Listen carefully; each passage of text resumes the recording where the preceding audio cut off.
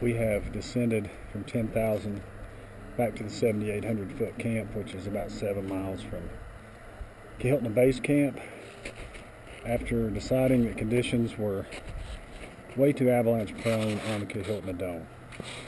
So now we are at a popular camp, generally considered Camp 1 after Base Camp on Denali, and this is the 7,800 camp, which in 2007 the three of us got weathered in here for about 2 days. And these base camps tend to be international communities. We have a Polish team. In the far background there's an RMI guided group. You can see that head wall, which we descended today with these frickin' sleds that took me hours, and I punched through a hole and came up to my crotch area, and I dug out that hole and I punched through another hole, came up to my other side of my crotch, and at that point in time I determined it's time to put on snowshoes. But we were having a hard time getting these sleds down these head walls. We dropped 2,200 feet today, so we had a lot of elevation.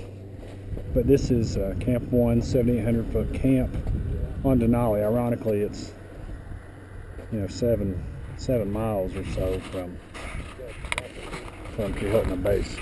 We've occupied this camping area, and there's Lee and JD and Neil, and they prepared a great meal for us: tortillas with cheese. And there's Skidmore's tent set up plush right next to JD's tent, which is a newer version of Skidmore's tent. So we got some good weather.